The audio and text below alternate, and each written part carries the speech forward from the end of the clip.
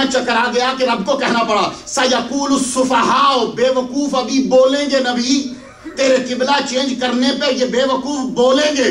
دنیا چکرا گئی. مگر میں دیکھ رہا ہوں کہ ظہر کی نماز، نبی نماز پڑھا رہے ہیں، ظہر کی نماز کے بیچ میں فَوَلِّ وَجْهَكَ شَطْرَ الْمَسْجِدِ الْحَرَامِ، اے نبی اپنا چہرہ مسجد حرام کی جانب موڑ لیجئے. اب ذرا رکیے، قبلہ تو نماز کے بعد بھی چینج ہو سکتا، کیا 2 رکعتوں کی ویٹ کرنے سے کچھ ہو جائے گا؟ نہیں. لیکن نبی سوچ رہے ہیں نماز میں کہ قبلہ چینج ہو. اب جب قبلہ چینج ہوگا تو کیسے ہوا؟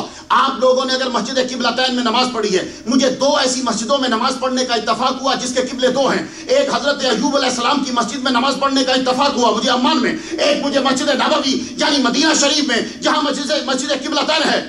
آپ جب قبلہ چینج کرو گے تو کیا کرو گے؟ پہلے نماز روکو گے، کیونکہ تم منہ کر کے پڑھ رہے ہو نماز جیروسلم کی طرف. نماز سٹاپ کرو گے، سٹاپ کر کے ٹرن لو گے، کیونکہ دونوں کا ٹرن اپوزٹ ہے. نور جلال صاحب کتنے سال رہے ہیں مدینہ، پوچھو. ٹرن لو گے، ٹرن اپوزٹ ہے، تو جب ٹرن لو گے تو ٹائم لگے گا. ادھر کا آدمی ادھر آئے گا، ادھر کا آدمی ادھر جائے گا. میرا نبی نماز پڑھا رہا ہے، رب نے کہا نماز روک، نماز روک، منہ پھیر. تو قبلہ کس کا؟ نبی کی مرضی. نماز کس کی؟ خدا کی عبادت.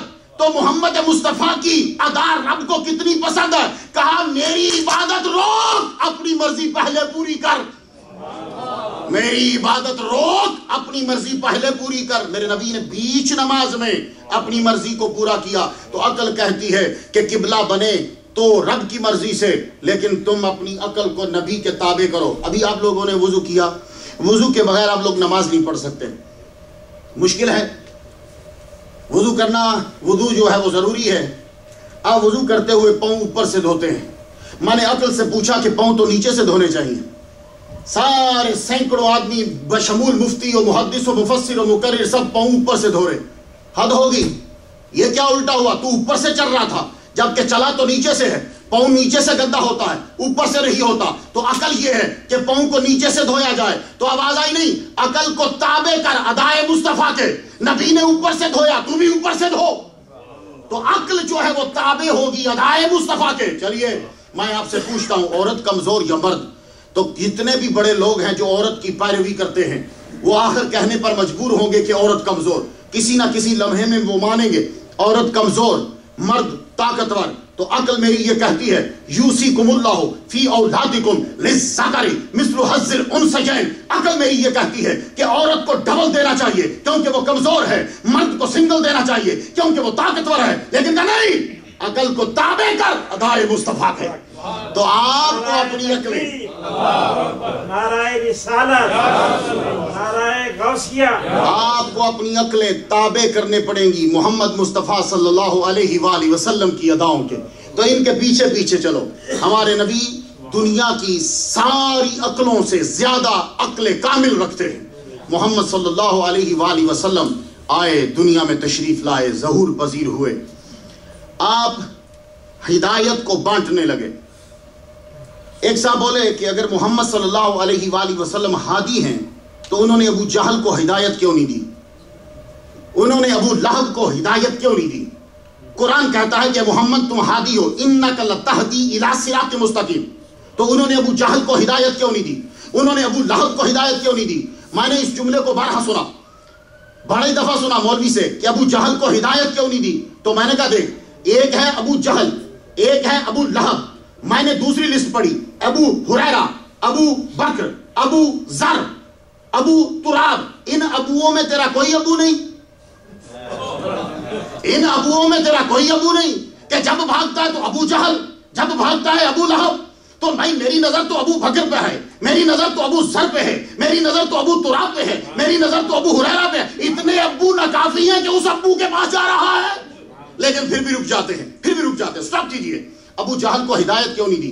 تو اصل ہدایت دینے والا کون ہے؟ واللہ یہدی من یشاء الی صراط مستقیم. اللہ ہدایت دیتا ہے. تو ہم سوال کرتے ہیں نبی کو ذرا تھوڑا سا یوں رکھو، ان کا مقام بڑا تھا. اب ذرا رکیے، ہدایت کون اصل میں دیتا؟ اللہ. تو سورہ بقرہ، پھر سورہ بقرہ، پھر سورہ مائدہ. واللہ لا یہدی القوم الظالمین، واللہ لا یہدی القوم الکافرین، واللہ لا یہدی القوم الفاسقین، خدا ہدایت نہیں دیتا ظالموں کو، ہدایت نہیں دیتا فاسقوں کو، ہدایت نہیں دیتا کافروں کو۔ تو پتہ یہ چلا کہ جو کفر پہ ڈٹا رہے، جو ظلم پہ ڈٹا رہے، جو فسق پہ ڈٹا رہے، خدا اس کو ہدایت نہیں دیتا۔ تو ابو جہل کو جب اللہ نے نہیں دی تو محمد مصطفیٰ کیوں دے پھر؟ جب ابو لہب کو اللہ نے نہیں دی تو حضور کیوں دے پھر؟ تو کہا بھائی جب وہ نہیں دے رہا تو ہم کیوں دیں؟ اور پھر ایک بات سن لیجئے، اکثر جہاں جاتے ہیں تو لوگ کہتے ہیں، اللہ تعالیٰ قرآن مجید میں یہ کہتا ہے اِنَّكَ لَا تَهْدِي مَنْ أَحْبَبْتَ، اے محمد مصطفیٰ جس سے تو پیار کرے اس کو ہدایت نہیں ملتی، یہ ضروری نہیں کہ تو پیار کرے ہدایت مل جائے۔ لوگ دیکھا تم کہہ رہے ہو کہ حضور ہادی ہیں، رب کہہ رہا ہے کہ تو پیار کرے تو اسے ہدایت، یہ ضروری نہیں کہ اسے ہدایت ملے۔ اللہ کے بندو یہی تو بات ہے، بات کو سمجھنے کی کوشش کیا کرو یار، تقاضے دور کے بدلتے رہتے ہیں۔ خدا کی قسم دماغ کو تھوڑا سا اوپن کر لو، تمہیں بہت زیادہ ضرورت ہے، قدر کرو جو تمہیں چیز ملتی جا رہی ہے اور آگے بڑھنے کی کوشش کرو۔ ایک گلی اور ایک مسجد میں بند ہو کے نہ رہ جاؤ، آگے بڑھو، بڑا اسکوپ، بڑی دنیا تمہارا انتظار کر رہی ہے، تمہیں آگے بڑھنا ہے۔ لیکن تمہیں دیکھنا ہے کہ نبی نے مکے سے نکل کے مدینے میں کیا کیا تھا، یہ تمہیں ابھی جانچنا ہے، تمہیں ابھی غور کرنا ہے، تمہیں ابھی ہسٹری پڑھنی ہے، تمہیں تاریخ پڑھنی ہے، ادائیں ابھی پڑھنی ہے، عقل کو محمد کی اداؤں کے تابع کرنا ہے، ابھی تمہیں کرنا ہے۔ اور سوچو، پلیز سوچو، سوچنے کی ضرورت ہے۔ لیکن میں بات کو کسی جگہ پہ لے جانا چاہتا ہوں، سنیے۔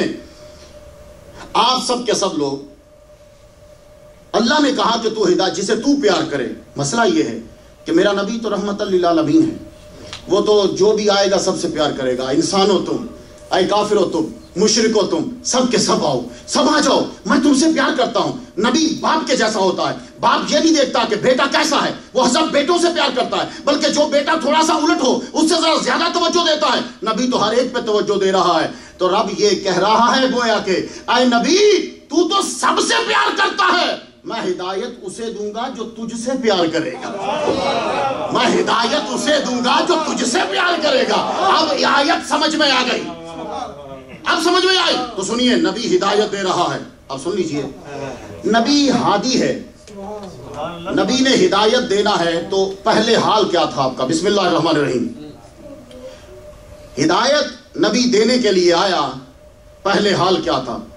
یاد کرو نعمت کو جو تم پہ کی، اذ کنتم اعداء فالف بین قلوبکم فاصبحتم بنعمتہ اخوانا وکنتم علی شفا حفرۃ من النار فانقذکم منہا۔ تو نبی کے ظہور سے پہلے حالت یہ تھی کہ پوری انسانیت شفا حفرۃ، شفا مینز کنارہ، حفرۃ من النار دوزخ کے گڑھے کے کنارے پہ تھی۔ یہ دوزخ کے گڑھے کے کنارے پہ تمہیں لے کر کون گیا؟ شیطان۔ شیطان ساری انسانیت کو پکڑ کے لے گیا کہ میں دوزخ میں جا کے پھینک دوں۔ اب وہ جب گھڑے پہ رکھ رہا ہے تو رب نے کہا رکو رکو رکو، شیطان ہے تمہارا دشمن، ان الشیطان للانسان عدو مبین، شیطان ہے تمہارا دشمن، یہ تمہیں گرانے لگا ہے۔ سنو، رکو، میں ہادی بھیج رہا ہوں۔ اب یہاں سب رک جاؤ، تم بہت بڑے علامہ کو سننے والے ہو، ڈاکٹر چوری صاحب نے بڑے بڑے علامہ یہاں بلائے ہیں، لیکن بات دماغ میں بٹھانی ہے۔ اب سارے لوگ گرنے والے ہیں، میں نے آیت پڑھی ہے تو کہا ابھی ایک آئے گا جو تمہیں آ کے بچائے گا۔ بہت ذہین لوگ ہو، تمہارے face is the index of the mind, doctor صاحب بیٹھے ہیں، سب لوگ بیٹھے ہیں۔ اب مجھے اتنا بتا دو، تم اگر کسی بندے کو بھیجو اور رستہ ہو خراب، رستے میں ڈاکو بیٹھے ہو، تو تم اگر کسی کو چھڑانا چاہو تو کسے بھیجو گے؟ جو ڈاکو سے کمزور ہو یا طاقتور؟ طاقتور۔ تو تم نے فیصلہ کر دیا نا، تو تقریر آسان ہو گئی کہ تم جس کو بھیجو گے وہ ڈاکو سے طاقتور ہو، تم جسے بھیجو گے وہ بدماش سے طاقتور ہو، تم جس سے بھیجو گے وہ تمہارے دشمن سے طاقتور ہو۔ اور اگر دشمن زندہ تو وہ زندہ، اگر وہ علم والا تو اس کے پاس علم زیادہ ہو، اگر اس کے پاس ہتھیار ہے تو اس کے پاس ہتھیار پاورفل ہو۔ تو شیطان تمہیں گمراہ کر کے پھینکنے لگا تھا، تو رب نے کہا رکو، میں بھیج رہا ہوں محمد مصطفیٰ کو۔ اب بتاؤ محمد شیطان سے پاورفل ہوگا یا کمزور؟ اب زیادہ حدیثیں اور آیتوں کی ضرورت نہیں، تم نے خود پنچایتی فیصلہ کر دیا کہ شیطان جب دشمن ہے تو اب دشمن سے پاورفل ہونا چاہیے ہمارے ہادی کو۔ تو سنو شیطان کی پاور سن لو، شیطان کی پاور یہ ہے انہو یراکم ہوا وقبیلہ من حیث لا ترونہم، وہ وہاں سے دیکھتا ہے جہاں سے تم نہیں دیکھ سکتے۔ تو شیطان سمندر پہ بیٹھ کے پورے نیو جرسی کو دیکھتا ہے، شیطان سمندر پہ بیٹھ کر پورے امریکہ کو دیکھتا ہے.